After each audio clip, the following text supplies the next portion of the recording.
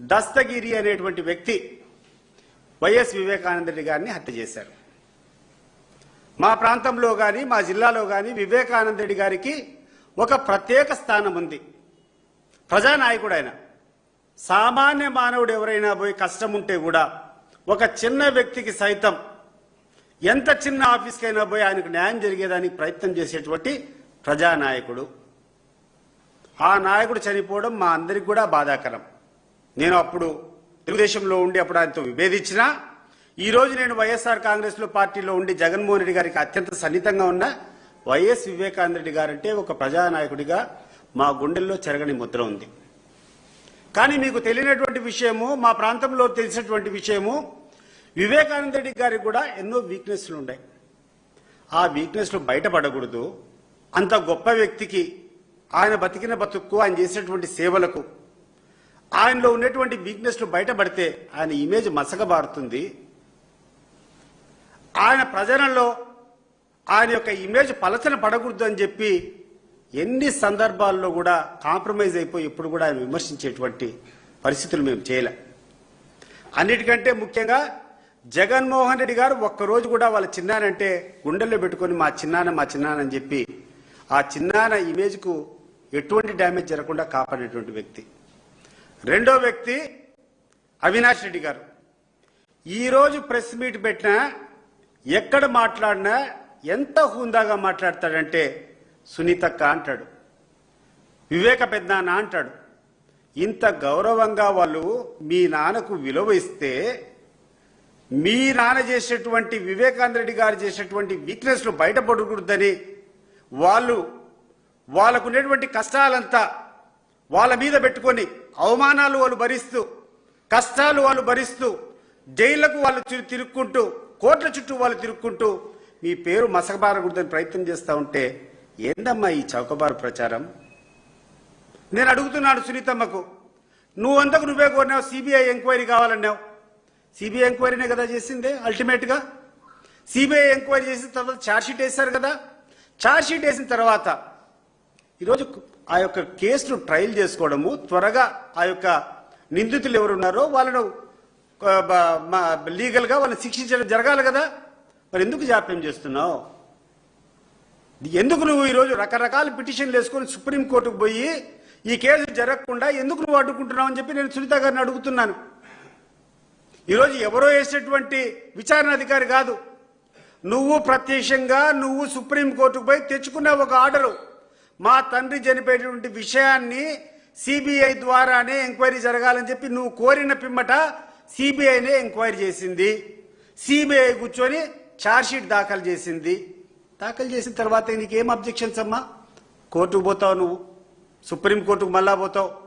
పోయి నువ్వు అడిగే అభ్యర్థన ఏంటంటే ఇంకా లోతైన అధ్యయనం చేయాలి. తల్లి, ఎంత లోతుగా అధ్యయనం చేస్తే నీ తండ్రికి అంత అపకీర్తి వస్తుందమ్మా. నీకు అర్థం కావడం లేదు. ఎంత లోతుగా అధ్యయనం చేస్తే అంత పాపం ఆ నాయకునికి, ఆ ప్రజానాయకునికి అప్రతిష్ట పాలు చేస్తావు నువ్వు. నీకు అర్థం అవుతుందో లేదో ఒకసారి గుర్తుపెట్టుకో. ఈరోజు ప్రధానంగా ఈ యొక్క కేసు సంబంధించి ఫస్ట్ టెస్ట్ మనీ ఏదన్నా ఉందంటే ఆ యొక్క వివేకానంద రెడ్డి హత్యలో పాల్పంచుకున్నటువంటి దస్తగిరి ఇచ్చినటువంటి వాంగ్మూలం. ఈ దస్తగిరి ఇచ్చినటువంటి వాంగ్మూలం దయచేసి అందరికీ నేను సర్క్యులేట్ చేస్తాం. ఇది పబ్లిక్ డొమైన్లో కూడా ఉంది. దస్తగిరి ఏమని ఇచ్చాడమ్మా? ఎక్కడన్నా అవినాష్ రెడ్డి చెప్పాడని ఎక్కడన్నా ఉందా? దీంట్లో క్లియర్గా దీంట్లో ఎర్రగంగిరెడ్డి అనేటువంటి వ్యక్తి ఎవరైతే 24 గంటలు వివేకానంద రెడ్డి గారికి నీడగా ఉన్నారో ఆ వ్యక్తి ఒక ల్యాండ్ డీల్, ఒక భూమికి సంబంధించినటువంటి ఒక తగాదా బెంగళూరులో సాల్వ్ చేయను పోయినామని, దాంట్లో ఏదో డబ్బులు వచ్చిందని, ఆ డబ్బులు పంపకంలో ఎర్రగంగిరెడ్డికి వివేకానంద రెడ్డికి మనస్పర్ధాలు వచ్చాయని చెప్పి ఈ స్టేట్మెంట్, దస్తగిరి ఇచ్చినటువంటి స్టేట్మెంట్, ఇది వాస్తవం కాదా? ఎర్రగంగిరెడ్డికి మీ తండ్రి వివేకానంద రెడ్డి గారికి ఈ విషయం బయటకు వస్తే ఎవరికమ్మా ప్రతిష్ట? ఎవరో ఆస్తుల మీద పోయి ల్యాండ్ సెటిల్మెంట్, ల్యాండ్ డీల్ చేయాలని చెప్పి వివేకానంద రెడ్డి పోయినాడంటే ఎవరికి తల్లి ఆ ప్రతిష్ట? ఇది కాదా ఉండేది దీంట్లో? అది వదిలిపెడదాం. నెక్స్ట్ రెండవది, మీరు మాట్లాడేటప్పుడు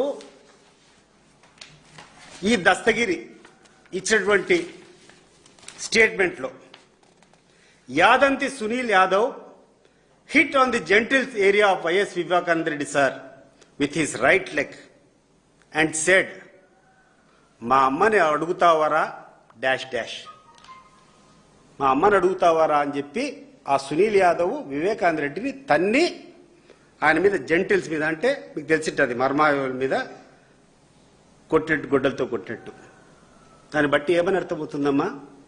ఈ విషయాలన్నీ జనం లేకపోతే ఎవరికమ్మా డ్యామేజ్ అయ్యేది? ఇది ఎవరన్నా మేమిచ్చినటువంటి స్టేట్మెంటా? నువ్వు కాపాడుకుంటున్నావే, మీ దస్తగిరి ఇచ్చినటువంటి స్టేట్మెంట్ కదా ఇది. ఎందుకు ఆ కోణంలో మీరు ఆలోచన చేయరు? ఈరోజు ఒక పరస్త్రీని కోరుకున్నాడు వివేకానంద రెడ్డి గారు, పరస్త్రీలతో ఆయన ఎక్కువ గడుపుతాడనేటువంటి ఒక ప్రచారం జరిగేదానికి మీరు చేసేటువంటి పనులు కాదా కారణము? చనిపోయిన వ్యక్తి చనిపోయినాడు, లోతైన అధ్యయనం చేస్తే ఇవే బయటికి వచ్చేది. అన్నిటికంటే ముఖ్యంగా ఈ యొక్క విషయం జరిగేటప్పుడు at this time Gajjala Umashankar Reddy and Sunil Yadav started searching for some papers. అంటే వివేకానంద రెడ్డి గారిని చంపేటువంటి సమయంలో, ఆయన మీద దాడి చేసేటువంటి సమయంలో వీళ్ళు కొన్ని పేపర్ల కోసం వెతికినారు. ఏంటి అమ్మా పేపర్లు? చెప్పు తల్లి, ఏంటి ఆ పేపర్లు? వీళ్ళు ఏ పేపర్ల కోసం వెతికినారు? ఎక్కడన్నా మీకు అవినాష్ రెడ్డి గారి కుటుంబానికి ఎక్కడన్నా ఆస్తి తగాదాలు ఉన్నాయా, గట్ట తగాదాలు ఉన్నాయా, ఇండ్ల తగాదాలు ఉన్నాయా? చెప్పు, నాకు అర్థం కావడంలా. మరి ఏంటి ఈ పేపర్లు? లోతైన అధ్యయనం చేస్తే ఇవన్నీ నువ్వు చెప్పాలా? పాపము శివుడు కదా లోక కళ్యాణం కోసం ఆ గర్రాలంతా తెచ్చి కంఠంలో పెట్టుకుంటాడు కదా, ఆ రకంగా మీ తండ్రి యొక్క ప్రతిష్ట దెబ్బతినకూడదని, మీ కుటుంబం యొక్క పేరు ప్రతిష్టలు మసకబారకూడదని, వివేకానంద రెడ్డి గారిని ఎక్కువ లాగితే ఆయనకున్నటువంటి వీక్నెస్ అన్ని బయటపడతాయని చెప్పి అవినాష్ రెడ్డి పడేటువంటి తాపత్రయము నిజంగా జీవితంలో హ్యాట్స్ ఆఫ్ అవినాష్ రెడ్డి గారు. మీ యొక్క త్యాగానికి నిజంగా చెప్తున్నాను. అవినాష్ రెడ్డి గారు పడినటువంటి బాధలు నేను చూశా. ఈరోజు సునీతమ్మ, నువ్వు అవినాష్ రెడ్డి గారి మీద నువ్వు అభియోగాలు చేస్తున్నావు. సునీతమ్మ, నువ్వు కూడా అవినాష్ రెడ్డి గారి మీద అభియోగాలు మోపుతున్నారు. ఒక సింపుల్ ఛాలెంజ్ మీకు వేస్తా నేను. 12 సంవత్సరాల నుంచి అవినాష్ రెడ్డి గారు కడప జిల్లాలో ఉన్నటువంటి ప్రజలకు అందరికీ కూడా సుపరిచితుడు. 12 సంవత్సరాల నుంచి మెంబర్ ఆఫ్ పార్లమెంట్గా ఉన్నాడు. ఎక్కడైనా ఏ పార్టీ నాయకుడైనా అవినాష్ రెడ్డి గారి క్యారెక్టర్ మీద కానీ, ఆయనకి ఎక్కడైనా అక్రమ పనులు చేస్తున్నాడని కానీ, లేకుంటే ఎక్కడైనా తప్పుదావలో ప్రయత్నిస్తున్నాడని కానీ, ఎక్కడన్నా నేరాన్ని ఆయన పెంచుతున్నాడనేటువంటి అభియోగాన్ని ఎవరైనా ఈ జిల్లాలో చేశారా, భవిష్యత్తులో చేయబోతారా? నాకు చెప్పు.